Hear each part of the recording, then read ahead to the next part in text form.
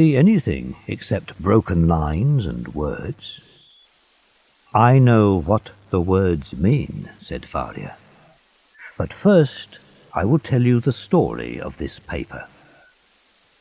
I was the friend and helper of Prince Spada, the last of the princes of that name. I was very happy with him. A long time ago, his family was very rich. People often say, as rich as a Spada. But my friend, Prince Spada, had very little money. He told me about another Spada. This man lived and died at the time of Cesare Borgia. Cesare Borgia needed money for his wars, but the country was very poor. Finally, he thought of a plan. He asked two famous rich men, Rospigliosi and Spada, to dinner. Rospigliosi was very pleased, but Spada was a wise man. "Cesare Borgia wants my money," he thought. "He will kill me." He wrote a note. Then he went to the dinner. There was death in the glass of wine in front of him. "If I don't drink the wine, Borgia will kill me in another way," he thought. So Spada drank and died. Cesare Borgia took all the dead man's papers and the last letter that Spada wrote before the dinner. This said, "I give everything to my brother's child, all my money and all my books. Tell him to keep the prayer book with the gold corners carefully. It will help him to remember his uncle." Cesare looked everywhere. There were some gold cups and a little money, very little, and he took those. But he could not find the treasure of the Spadas. Years passed. The famous prayer book stayed in the family, and my friend the prince now owned it. Like many people before me, I looked through all the family papers, through rooms full of papers. Where was the treasure of the Spadas? I found nothing. I read the history of the Borgia family. Cesare Borgia took all the Rospigliosi's money, true, but I found no information about the Spada treasure. I was sure that the treasure was still hidden somewhere. My friend died and left everything to me. He asked me to write a history of the Spada family. In 1807, a month before I became a prisoner, I was reading some papers. I fell asleep. It was evening when I woke up. The only light was from the fire. I felt for a piece of paper. I wanted to get a light for the lamp from the fire. I didn't want to burn any important papers, but I remembered a piece of plain white paper in the prayer book. I took it and put a corner in the fire. The fire began to burn the paper. Suddenly I saw yellow writing. I quickly put out the fire and looked at the paper. There were words on it. You could only read them when the paper was hot. I burnt a lot of the paper, but the last piece is in your hands." Dantes looked again at the yellow writing. "And now," said Faria, "look at this." He gave Dantes a second piece of paper with broken lines of writing on it. Put the two pieces together. On May the 25th, 1498, Cesare Borgia invited me to dinner. He wants to kill me. He wants all my money. When I die, give everything to Guido Spada. It is hidden safely on the island of Monte Cristo. Guido knows the place because we visited it together. All my gold and money are there. Lift up the 22nd rock from the beach at the east end of the island. Find the steps that go underground. Break into the second room.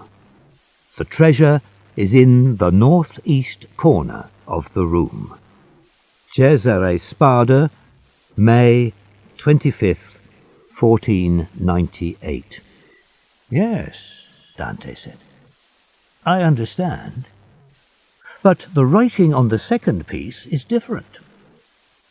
It is my writing, said Faria. I thought about it and completed the old paper. When I understood the words, I left immediately. But the government was afraid of me.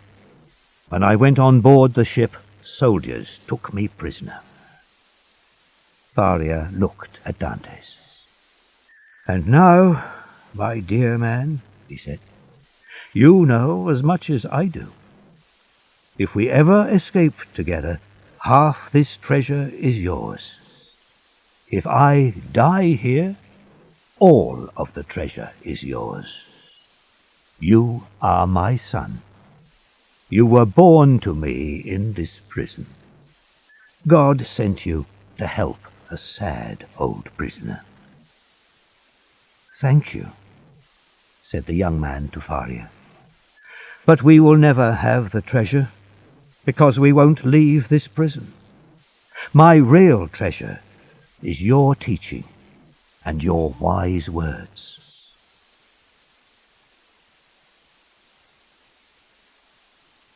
Chapter 10. The Death of Faria. The days passed. Faria talked about his treasure, and he thought about ways of escape for his young friend.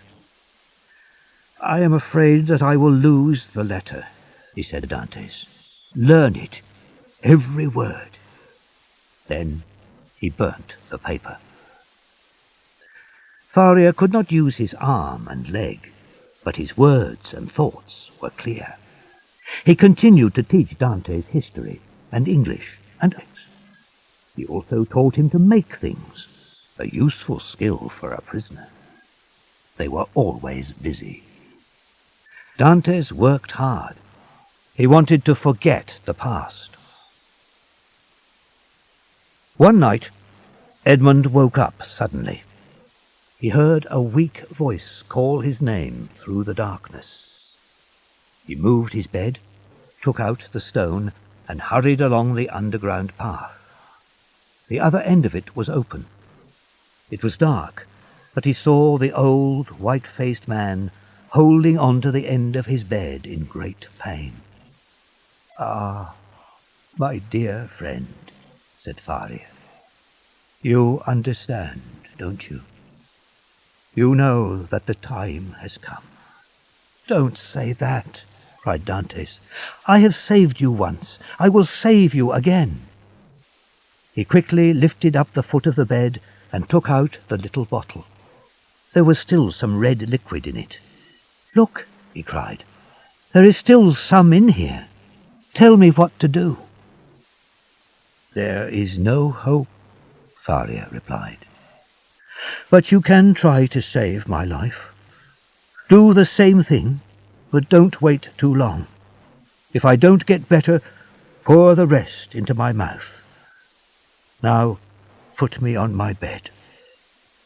Edmund took the old man in his arms and put him on the bed. Dear friend, said Faria, you are good to me. You bring me great happiness. If you escape, go to Monte Cristo. Take the treasure and enjoy it. God go with you. Dantes waited, holding the bottle of liquid in his hand. When it seemed to be the right time, he poured a little of the liquid into Faria's mouth. Then he waited. He waited for 10 minutes, half an hour. Then he put the bottle to Faria's mouth and poured in the rest of the liquid. Faria moved. His eyes opened.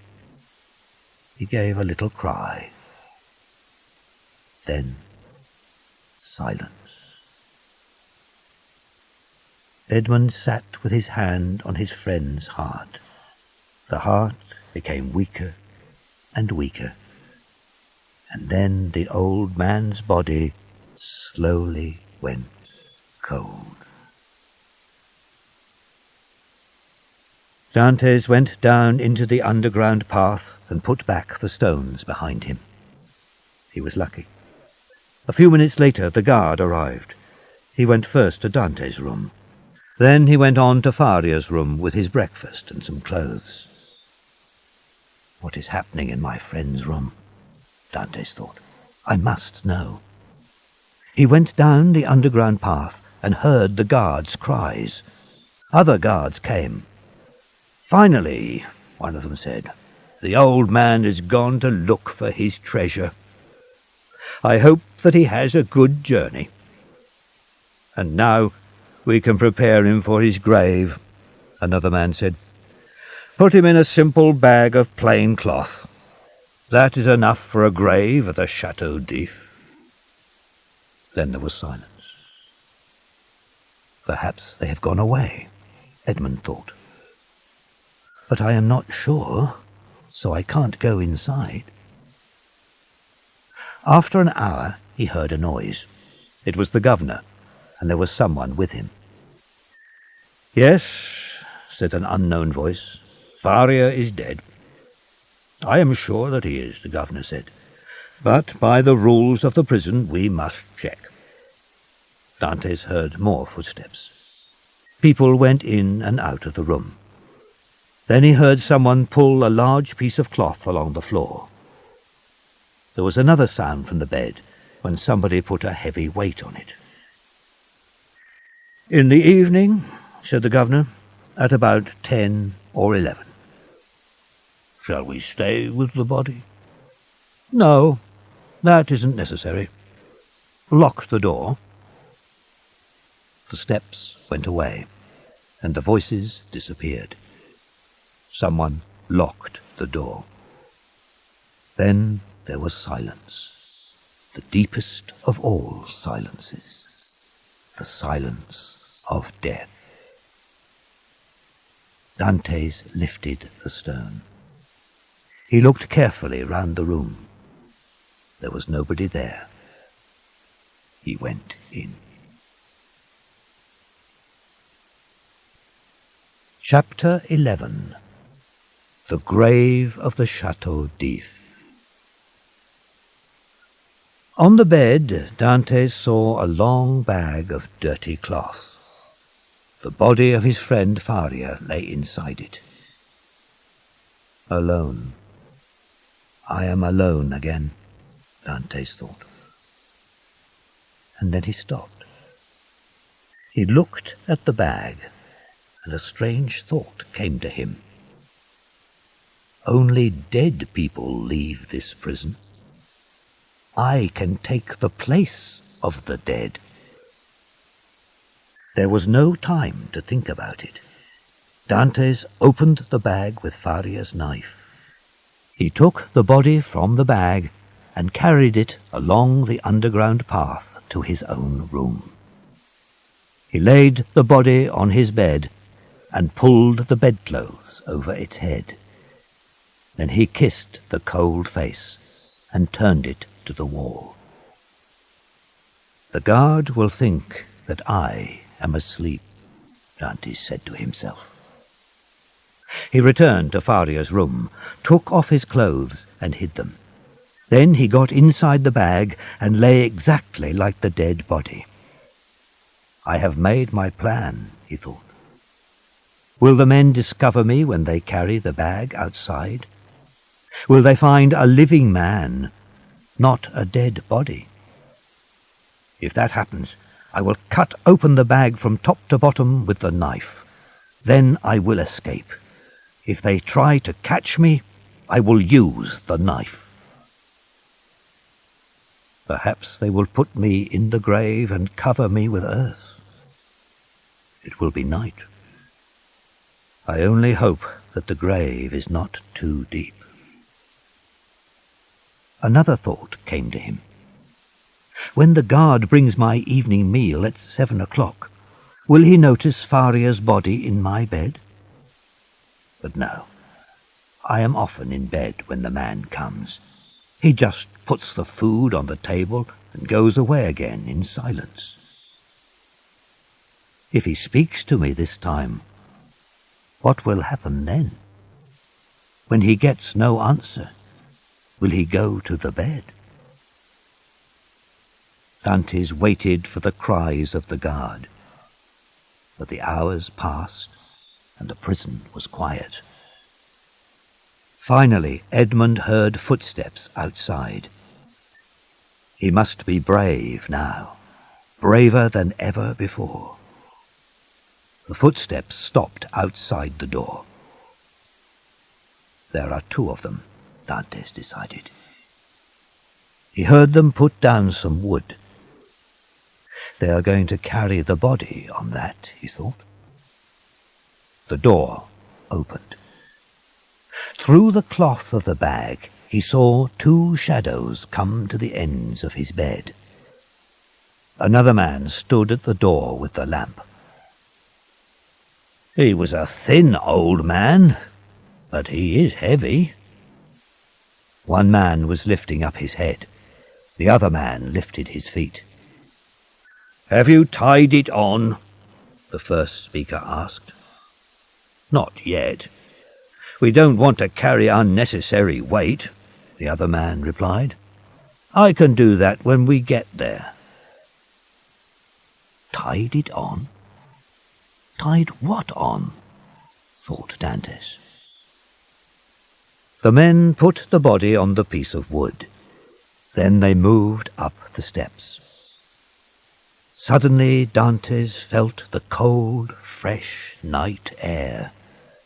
The men walked about 20 meters, then stopped and put the body down. One of them went away. Dantes heard the sound of his shoes on the stone. "Where am I?" he asked himself. "Here it is. I have found it." Edmund heard the man put a heavy weight onto the ground next to him. Then he tied the weight round Dantes' feet. "Is that tied carefully?" asked the other man. "Yes, it won't come off," was the answer. The men lifted Dantes up again, and they began to walk. Now Dantes heard the sound of waves against the rocks. "We are finally here," said one of the men. "Don't stop yet," said the other man. "You know very well that the last one fell on the rocks. Don't you remember that the governor was angry with us?" They went 5 or 6 more steps. Then they lifted Dantes by his head and by his feet. "1," said the men. "2, 3, and away!" They threw Dantes into the air. He was falling. A heavy weight pulled him quickly down. Finally, with a great noise, he fell into the cold water. When he hit the water, he gave a cry. Then the water closed over him. "They have thrown me into the sea," Dantes cried to himself. "They tied a big stone to my feet. It is pulling me down to the bottom of the sea. This is the grave of the Chateau d'If. The sea." Chapter 12. The Young Amelia. Dantes was wise. He kept his mouth shut after that first cry of surprise. In his right hand he still held the knife. He quickly cut open the bag, got one arm out and then his body. The stone pulled him down and down, and he felt very weak, but he reached down and cut the stone free.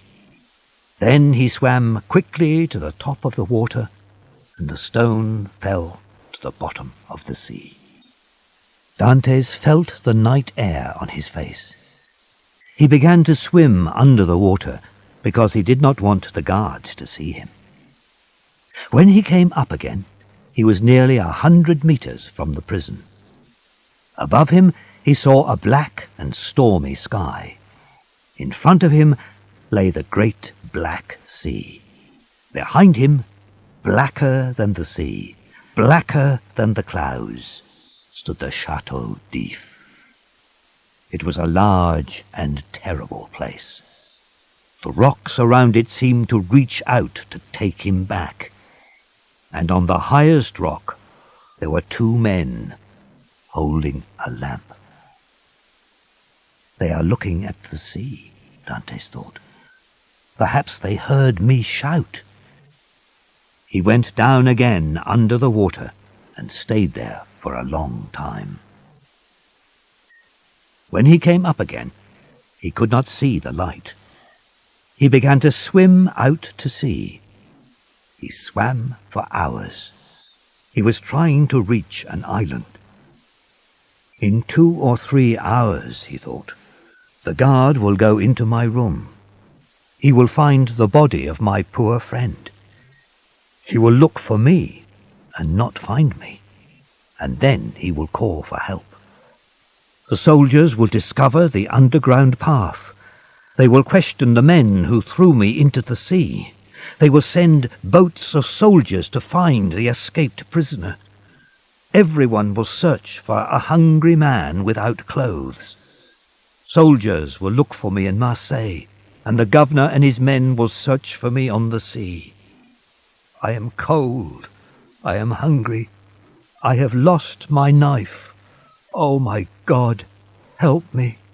Oh, help me. After Dantes said this prayer, he looked towards the Chateau d'If. He saw a small ship coming out from Marseille. It was moving quickly out to sea. It came near him. He shouted and waved his hand. The ship turned towards him and let down a boat. There were 2 men in the boat. Dantes began to swim to it, but he was too weak. He gave a cry, and one of the men in the boat shouted, "Be strong, we are coming." Dantes heard their words. A wave passed over him. He came up to the top of the water, and then he went down again.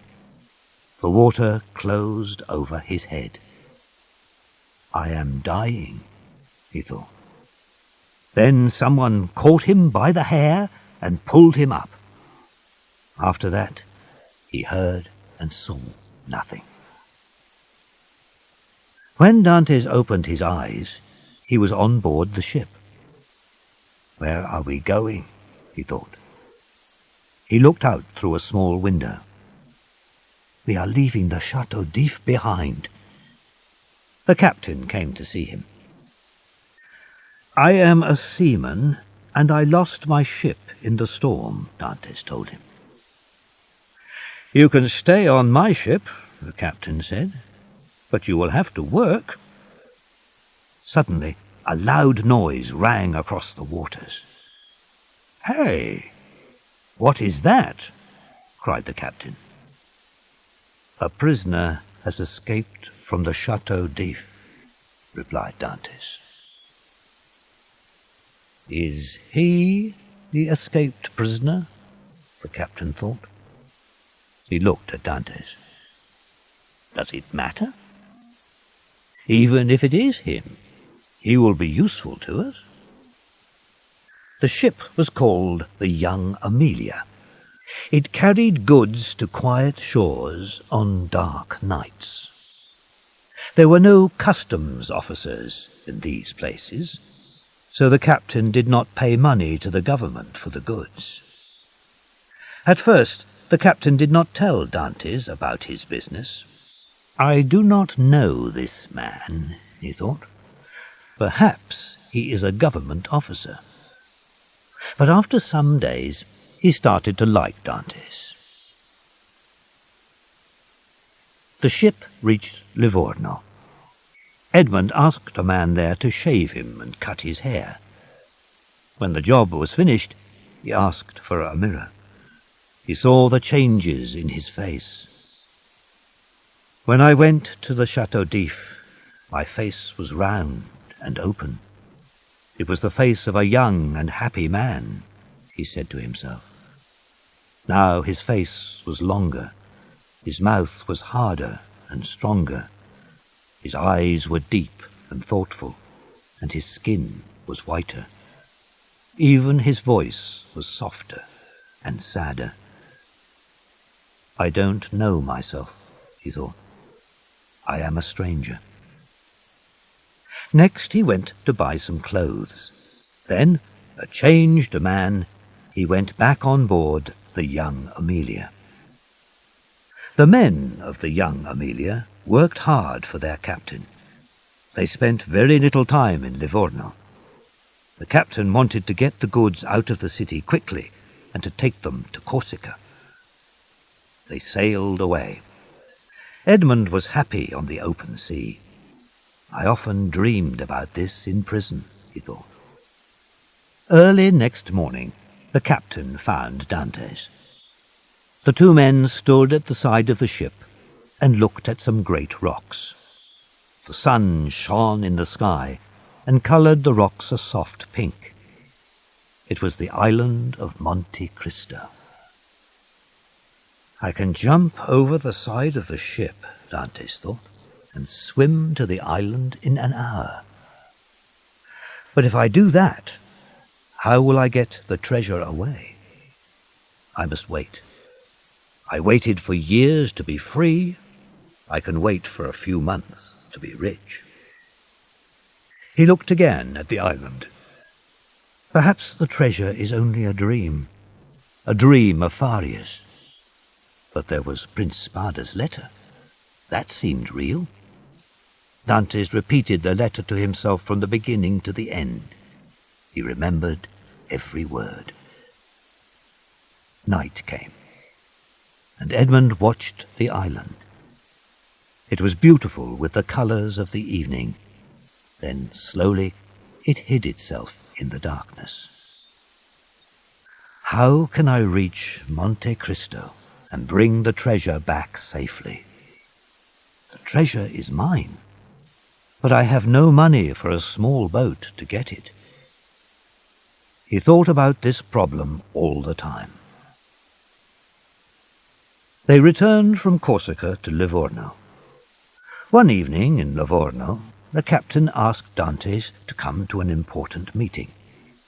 Edmund went with the captain to see other ships' captains. They talked about a ship from Turkey which was carrying expensive cloth. They wanted to find a quiet place and meet this ship, buy the cloth, and then take it to the coast of France.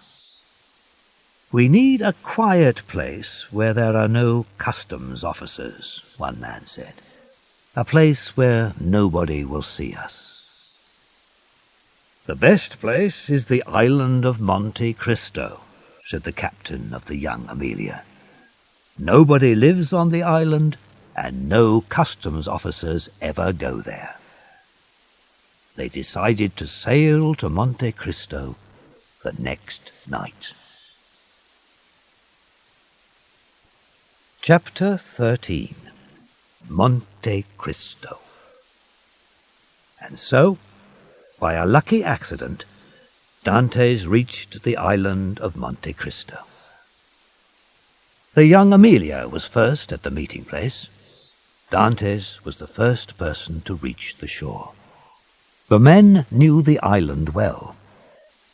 Dantes questioned Jacopo, the man who saved him from the sea. "Where shall we spend the night?" "On the ship, of course." "I must find the place where Spada hid the treasure," Dantes thought. "There is an opening somewhere, but where? Perhaps Sparta hid it with stones, or perhaps it is now covered with trees and plants. But I must wait for the morning.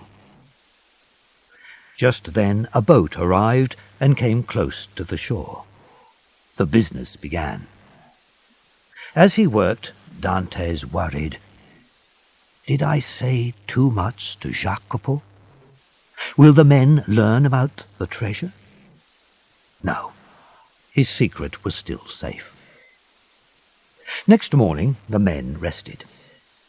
When Dantes quietly walked away, nobody seemed surprised. He climbed high, until the men on the shore looked very small. Then he found a path that was cut by a stream between two walls of rock. He followed it. The treasure is near here, he thought. As he went along the coast, he looked at everything carefully. These stones have marks on them. A man made these marks. He came to the 21st stone, and the marks stopped. But there was no opening, just one large rock. This rock is so big, I don't think anybody can move it. It is too heavy. I must start again. And he turned and went back to his friends. The men on the shore were cooking a meal. They were sitting down to eat when they saw Dantes. He was jumping from rock to rock towards them. All eyes turned to him. But then they saw him fall. They all ran to him, but Jacopo reached him first. Edmund was not moving. Is he dead? Jacopo thought. After some time, Dantes opened his eyes.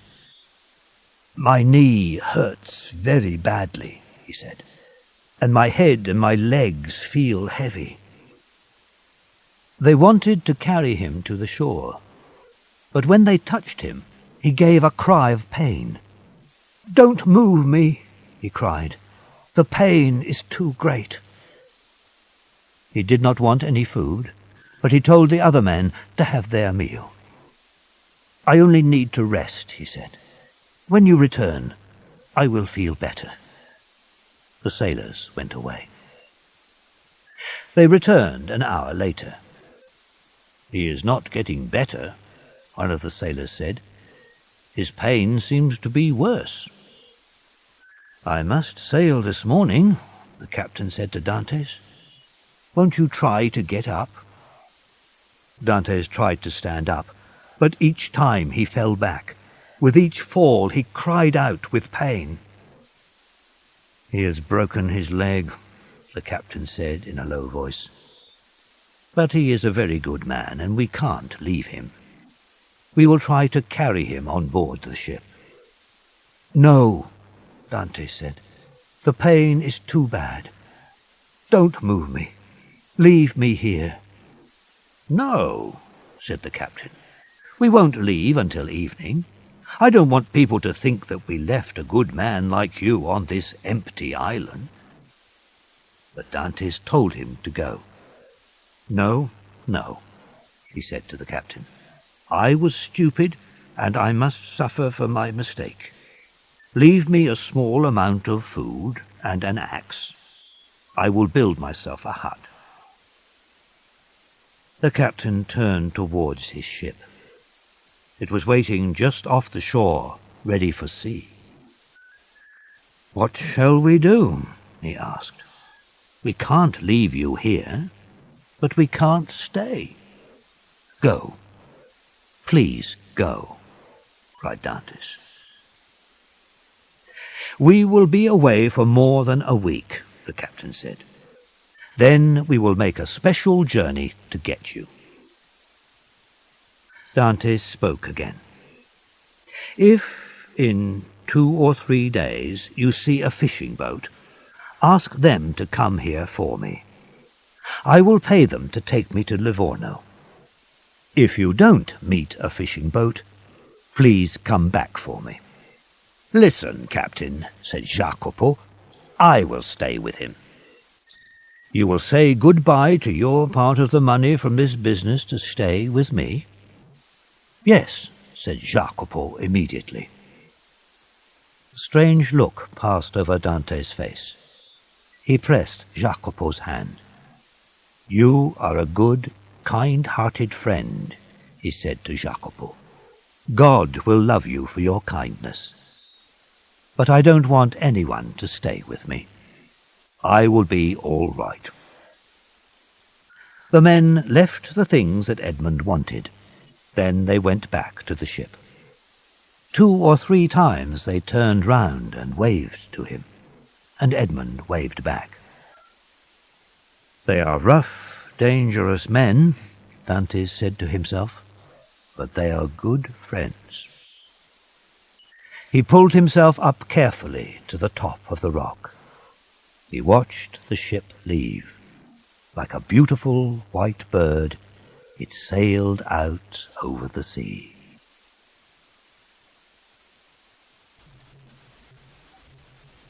Chapter 14. Treasure. Edmund climbed carefully down from the rocks.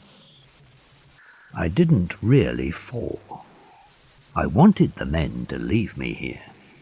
I don't want to fall and hurt myself now, he thought. He followed the line of marks on the stones again. They started from a small place on the shore.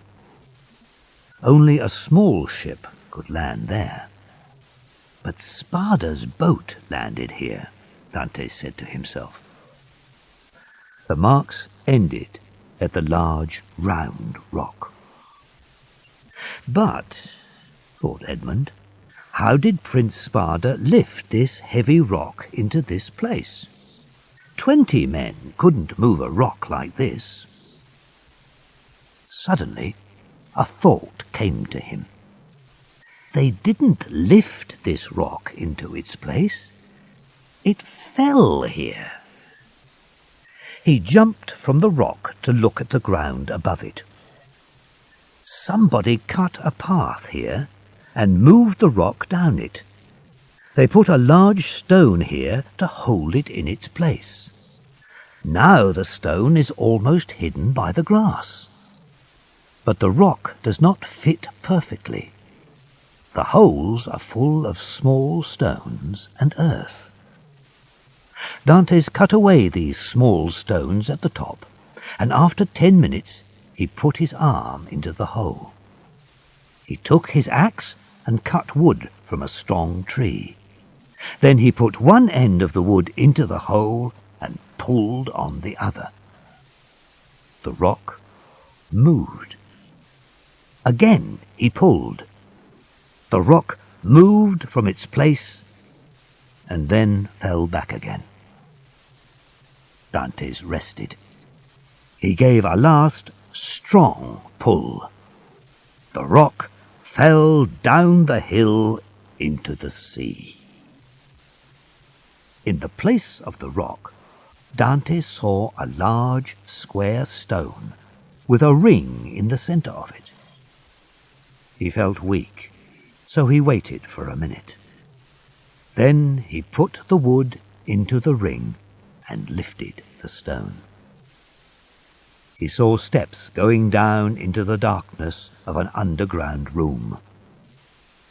But there was some light down there, and the air was fresh. Both the light and air came in through small holes in the rock above his head. Dantes looked into the corners of the underground room. There was nothing in them. He remembered the words of the letter. Break into the second room. He was in the first room, and he must now find the second room. He began to hit the wall with his axe. In one place, the sound of the axe was a little different. He hit it again. The hard rock broke away easily. Behind it there was a wall of square white stones. Somebody built this opening. Then they painted it to look like rock, Dantes thought. He felt very weak. He put the axe on the ground and went up the steps, out into the open air.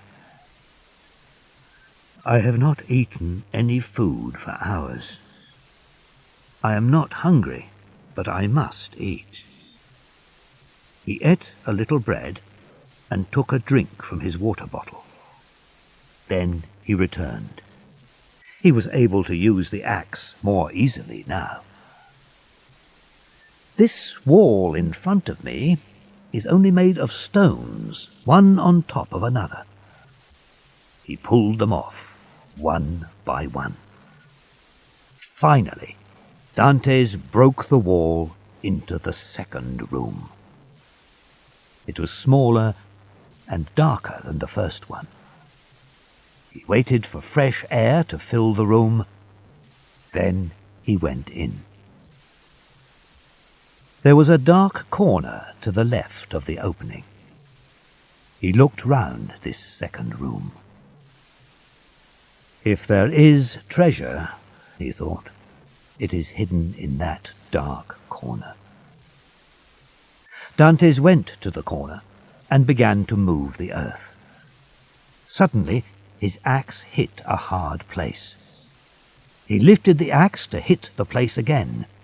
Again, he heard the same sound. It is a great wooden chest. There are strong pieces of metal round it, he thought finally. He went outside. There he stood and thought. Then he took a dry piece of wood, lit it, and went down again. He looked at the top of the chest. It was about 1 meter long and half a meter wide. In the centre there was a piece of silver in the wood. There was a mark on the silver, the mark of the Spada family. The treasure is here, Dantes thought. He tried to lift the box, but he couldn't. He tried to open it, but there was no key. He took his axe to break it open. The top came away. The wood was old and soft. There were 3 smaller boxes inside. In the first box there were gold coins from many different countries. In the second box were bars of gold. From the third box, Edmund took a handful of gold rings. He touched, felt, and looked at the treasure. Then Edmund ran quickly back to the steps. He jumped up on a rock and looked out at the sea. He was alone with this great treasure. Was he awake, or was it a dream?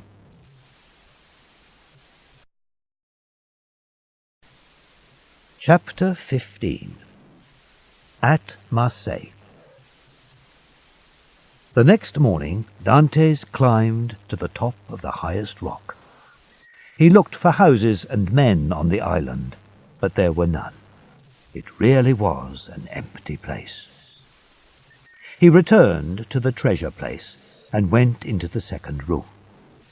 He took gold and some coins and hid them safely in his clothing. Then he covered the chest with earth and put sand over the place.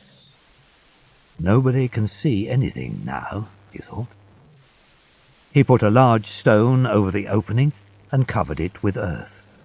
He placed some quick-growing plants in the earth. He went over the ground all round the place and hid every mark. Nobody will find this place. He waited for his friends to return. That was not easy. He did not want to sit and guard his great treasure. He wanted to return and live with men. These riches will give me great power. Danglars, Caderousse, even Villefort cannot hurt me now. I don't need to worry about them. With all this money, I can bring happiness to the people who are nearest to my heart. After 6 days, the young Amelia returned. Dantes went down to the shore. He walked slowly. "My leg still hurts," he said. "Did your business go well?" "We got the goods safely to land," the captain said. "But when we finished, a government ship from Toulon came after us. We needed you. You are a good sailor, and we needed your help. Luckily, night came, and we escaped. We have brought the young Amelia to Monte Cristo to get you." Dantes went on board, and the ship sailed for Livorno. In Livorno, Dantes sold 4 of the smallest rings to a shopkeeper. Edmund was afraid. Will he ask where I found these rings? I am only a poor seaman. But the shopkeeper said nothing. The next day Dantes went to the captain. "My uncle has died and left me a large amount of money," he said. "I want to leave the ship." "I am sad to lose you," the captain said. "Can't you stay?" "No," Dantes said. "I must leave the young Amelia." He gave fine presents to all the men. He gave a new ship and some money to his best friend Jacopo. After that, he left Livorno and went to Genoa. In Genoa he saw a boat builder. The man had a beautiful little ship on the water. "I built this boat for an Englishman," the boat builder said. It was very small. "I can sail it myself, alone, without help," Dantes thought. "And it is very fast. No other ship on the water will catch it." Dantes offered a lot of money for the boat and asked the builder for the ship's papers. "The Englishman will not return for some time," the boat builder said. "I am sure that I can build another boat for him." So he agreed to sell the boat. He offered to find seamen for the ship, but Dantes said, "I don't need anyone. But make me a hidden place on the ship, near the top of my bed." The builder promised to do the work the next day. Dantes sailed away from Genoa alone, and arrived at Monte Cristo on the 2nd day. He took his boat to a different place on the shore. There was nobody on the island, and the treasure was still there. Early the next day, he began to carry his treasure on board. By evening, it was safely hidden in the secret place. One fine morning, a small but beautiful boat sailed into Marseille. Dantes tied it up near some steps. "I left Marseille just here many years ago to go to the Chateau d'If," he thought. The customs officers came on board to look at the ship's papers. A soldier stood near the steps. Even now Dantes was afraid when he saw a soldier. Edmund now had a different name, a rich man's name. He showed the officers the ship's papers. "This boat is owned by the Count of Monte Cristo," the papers said. The customs officers wanted to please the rich ship owner. "The Count can go on shore now, if he wants to," they said. "There is no problem with his papers." Old Nicholas, a seaman from the Faro, was one of the first men that he met on shore. Dantes went straight to Nicholas and asked him a number of questions. He watched the man's face carefully, but Nicholas did not know him. Dantes gave him some money and turned away. Soon he heard a shout. "Stop!" Nicholas called. Dantes turned back. "This coin is gold, not silver," said the good man. "It is too much." "Yes, my good man," said Dantes. I made a small mistake. Thank you for telling me. Here, take this second gold coin." Nicholas was surprised. He could not speak. Dantes continued on his way. Every tree, every street brought back memories of the past. He walked until he saw his father's house. The door was shut, but from inside he heard the sound of quietly moving feet. Then there was a silence that was broken by a weak cry of pain. Someone said very softly, "Yes, soon, very soon now, but you must be strong." Dantes put out his hand to open the door, but his hand fell back to his side. He could not move. "But I tell you, he is here," said the weak voice again. "Go and call him in. Try to get a little sleep now. Perhaps when you wake, I tell you, he is here. I saw him come up the street. I saw him stand and look up at this window with his dear eyes. He has changed. Tell him to come quickly. Tell him that death is waiting at my side." The voice grew stronger. "Open the door, I say, and bring him in." There were footsteps. The door opened slowly, and Mercedes stood there. She saw him.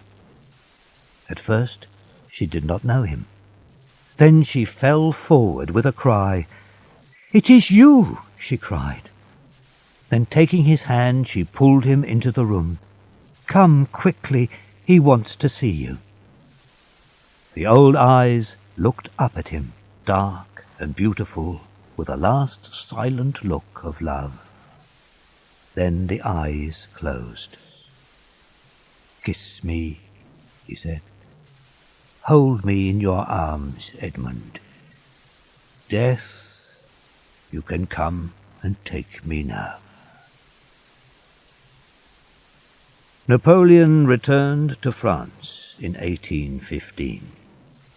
Danglars left the country, and nobody saw him again.